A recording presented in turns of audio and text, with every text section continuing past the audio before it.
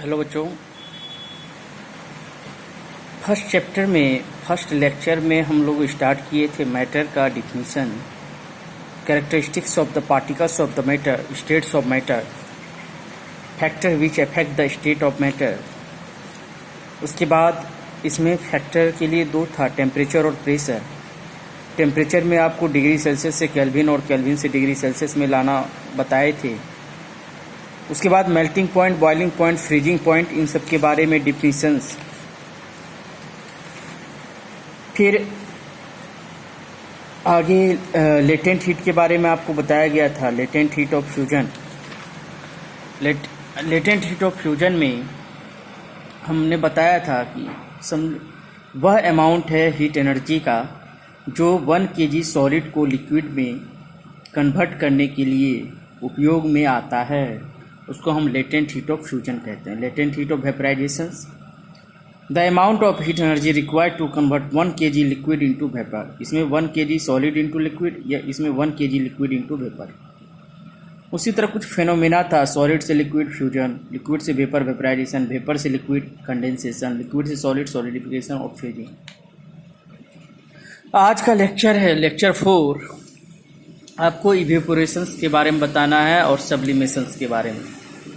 सबसे पहले इवेपोरेशंस होता क्या है, जैसे आप कपड़ा रूम टेम्परेचर पे या छत पर देकर सुखा लेते हो, तो आखिर वो क्लॉथ जो है ड्राई कैसे हुआ? Due to evaporation. टेम्परेचर तो 100 डिग्री सेल्सियस थी नहीं, उससे कम टेम्परेचर पे अगर वाटर इवेपोरेट्स हो जाए तो उसको हम इवेपोरेशन कहते हैं। उसी तरह पॉन्ड्स हो गया, वाटर सोर्सेस हो गई, वहाँ से वाटर इवेपोरेट्स होता रहता है बॉइलिंग पॉइंट से कम टेम्परेचर पे। तो इसलिए डिफिनीशन कहता है evaporation is a phenomena of change of liquid into vapour. Evaporation एक ऐसा फेनोमेना है जो लिक्विड चेंज होती है वेपर में at any temperature below it's boiling point. Boiling point से कम टेम्परेचर पे अगर वाटर या लिक्विड इवेपोरेट्स हो जाता है, लिक्विड वेपर फॉर्म में आ जाता है, तो इसको हम कहते हैं evaporation. Factor which affect the evaporation, कौन कौन से फैक्टर्स हैं? सबसे पहले एक्सपोज सरफेस एरिया। अगर आप सरफेस एरिया बढ़ा देते हो, इवेपोरेशंस जो रेट है वो बढ़ जाती है, यानी surface area increase then evaporation rate also increase.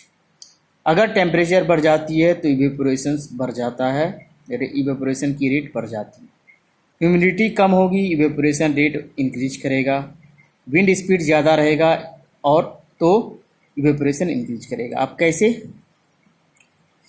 Surface area आपने इंक्रीज किया, ये साइन आपको इंक्रीज का है, ये भी इंक्रीज, तो इवेपोरेशन रेट इंक्रीज। कैसे?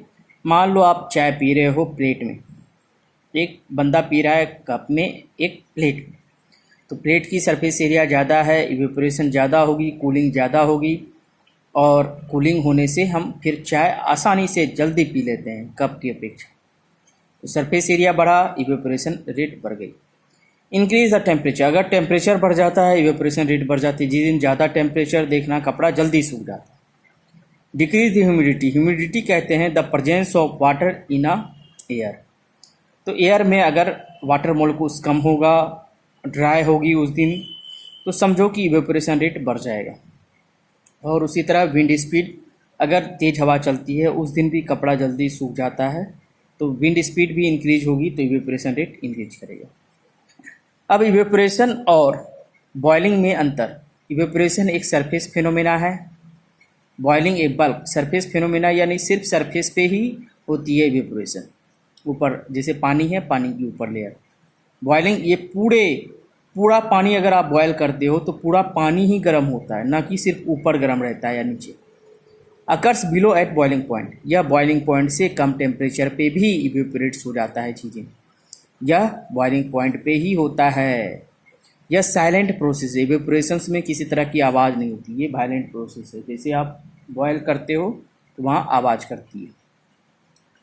इवेपोरेशन में हमेशा कूलिंग, जैसे घड़े का पानी ठंडा होता है, या हथेली से अगर आप नहा कर निकले और पंखे के नीचे चले आए तो वहाँ देखोगे तुम्हें ठंडा महसूस होगा, क्योंकि इवेपोरेशन इसकी कोई कूलिंग इफेक्ट नहीं होती। Now sublimation, sublimation is the transition of a substance directly, transition यानी कन्वर्ट करना कह सकते हैं, सॉलिड से सीधा गैस स्टेट में आना बिना लिक्विड स्टेट आए, यानी ऐसा सब्सटेंस जो सॉलिड से सीधा गैस में आ जाए, तो उसको हम सब्लिमेशन कहेंगे।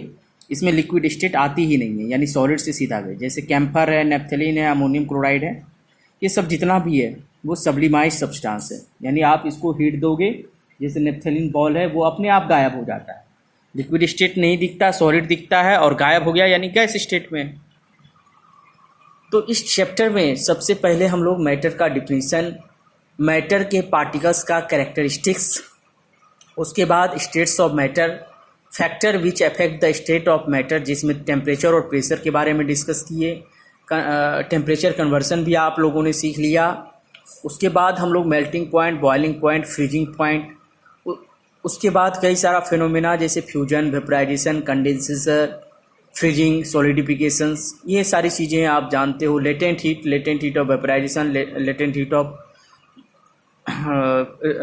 Heat of fusion.